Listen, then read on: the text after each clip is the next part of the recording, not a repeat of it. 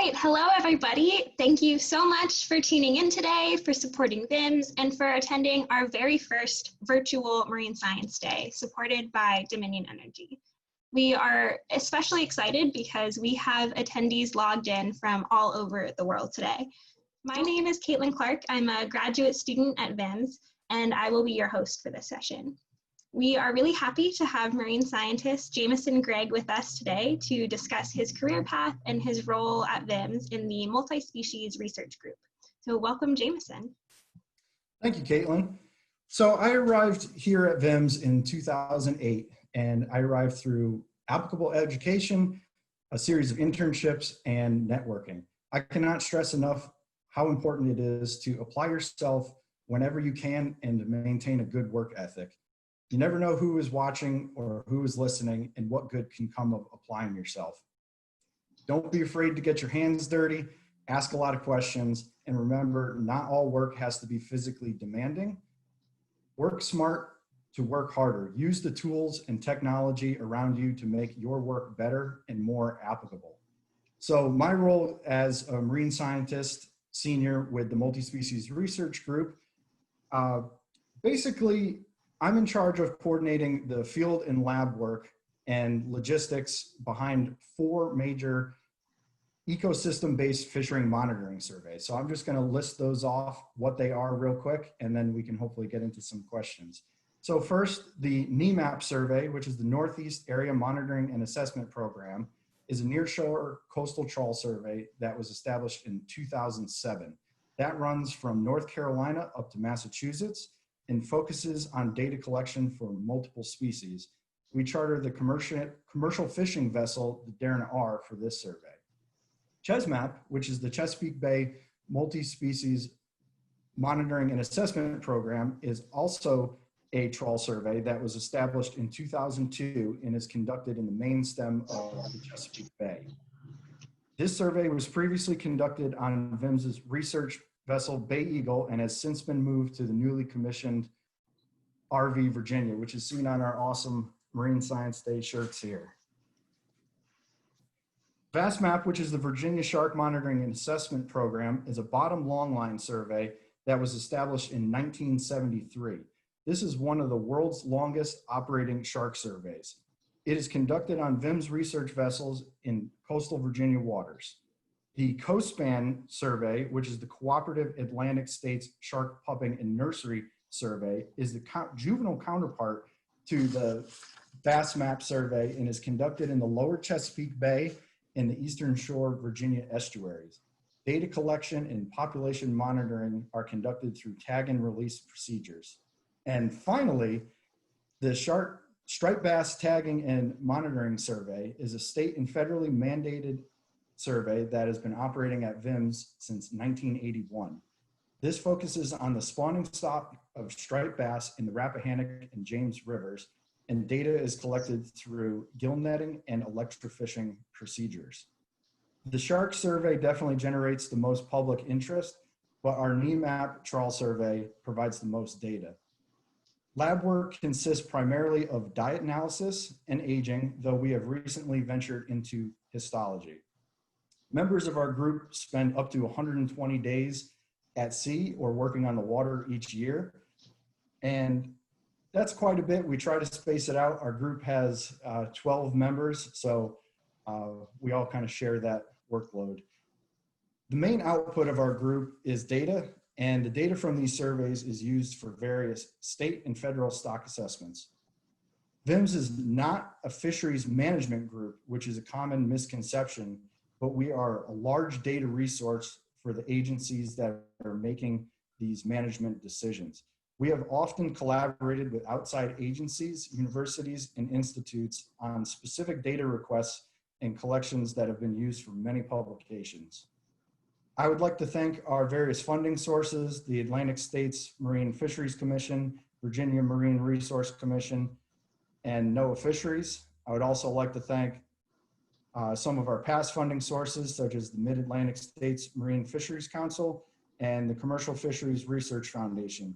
Without all these funding sources, the Multispecies Research Group would not exist, and I would not be here at VIMS. So thank you to them. And now I'll open it up to some general questions. Yeah, so I think people heard sharks and immediately got excited.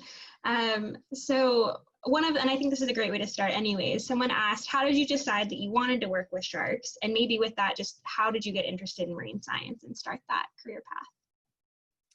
Okay, so for a very long time, I was interested in marine science. I know that's one of those kind of cliche things saying, oh, as a kid, I wanted to get into it, but I really did. Many years ago, I grew up on the Connecticut shoreline, and I was just in and around the water and fascinated by it my whole life. And that took me into school, and school took me to some various internships, working, classifying some pictures of various Long Island Sound specimens. And that was very applicable. And through a series of networking, I got into a job down here at VIMS. So for sharks in particular, when I first joined our group in 2008, we were primarily focused on the trawl surveys. But in 2011, our group started to grow a little bit more, and we absorbed the long-standing shark survey that was here at VIMS. So sharks were brought to me. I didn't go to the sharks, but we've maintained that survey and grown that survey and added the coastband portion, which is cooperative with other agencies up and down the East Coast. So the sharks came to me. I didn't go specifically to the sharks. I'm fortunate to work with them. They're definitely fascinating. And again, they bring all sorts of attention to the group. And I would advise everybody to check out our page. There's a lot of content on sharks, as well as a couple videos that we put together last year. Awesome, great. So someone asked, how do you map your study area? Do you use side scan sonar or GIS technology? So as far as mapping, we mainly use some GIS and other navigation software to map out our survey area. So our trawl survey area is set up into a grid, which is set up by different depth contours. And each of the areas in the grid are about 1 mile or 1.5 nautical miles. And most of those are randomly sampled through some computer software. So compilation in between setting up that grid and GIS and some random sampling is how we typically set up those sites. For the shark surveys, the juvenile portion are also randomized in both the lower Chesapeake Bay and Eastern Shore area, but the FastMap survey has focused on fixed sites. There's 8 primary sites that we focus on, and we also have some ancillary stations that we sample as well. Great. So this question I think is so sweet. It says, hi, I'm 9 years old. I know that I want to be a marine biologist one day. What can I do now to prepare myself? I would say to keep up your interest, and I would explore opportunities, whether they're online or hands-on things. I know VIMS, when there's not world pandemics going on, offers summer programs, and I would just try to stay involved in marine science. Educate yourself as well as pursuing the education. So books, online. I know YouTube can be a great source of things. Sometimes you can go down rabbit holes that'll take you in a different direction, but I would say stay involved, and hopefully that will continue your career path into marine science. Absolutely. And along with that, someone asked, what advice do you have for choosing an avenue to focus on in marine science? So that one could be a little bit tough. And that's where I think you have to generally apply yourself to a broader spectrum, and that will hopefully allow different opportunities to open up for yourself. And I know, speaking from my own experience through my schooling, it offered a variety of choices, and not all of them were biological or ecosystem-based things. Some of them are policy. Some of them were marine history. So depending on what you're interested in most, hopefully we'll direct that a little bit. And hopefully along with that, certain job opportunities will come along. And I think you should, and I would advise to explore all of those opportunities. I wouldn't always put all my eggs in one basket because you don't know what's going to come of some of those opportunities. Even coming down here to VIMS, I moved from Connecticut. I wasn't sure what the position originally was going to bring, and I've allowed our group and I've allowed myself to grow and change from originally what I thought I was getting into, and I absolutely love working here at VIMS now. So our group does a lot of different things, and it keeps me occupied all the time. So it keeps my interest up. So I would definitely say explore all of your opportunities, and hopefully that will create the best situation for your own career path. Absolutely. And I just want to add, from across the different panels, I think a lot of people have highlighted really loving that every day is a little bit different, just the variety of things that you get to do in marine science. Seems to be a common thread, and I love that. So almost opposite from kind of general figuring out how to focus, someone asked if they know they want to specialize in shark research, what tips do you have to get a research job, or kind of where to start looking for jobs in that field? So generally speaking, the shark community is relatively close-knit. So getting into that, you really have to apply yourself.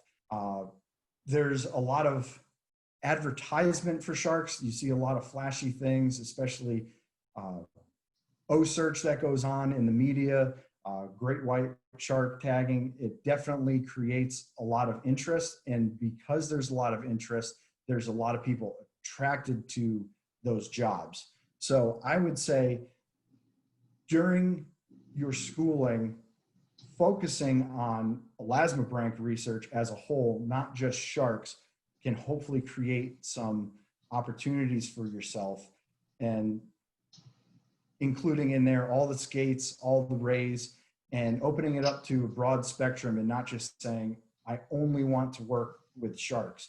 By working with the other species will allow you to get in and start working with those sharks. Absolutely. And along with that, let's see, there are a couple really sweet questions, I think. Is it scary to work with sharks? And then what are some of your favorite fish and sharks? So it can be scary to work with sharks. They are very powerful animals, both in and out of the water when we are working with them and tagging with them. So you have to be very safety conscious, and you also have to respect the animals.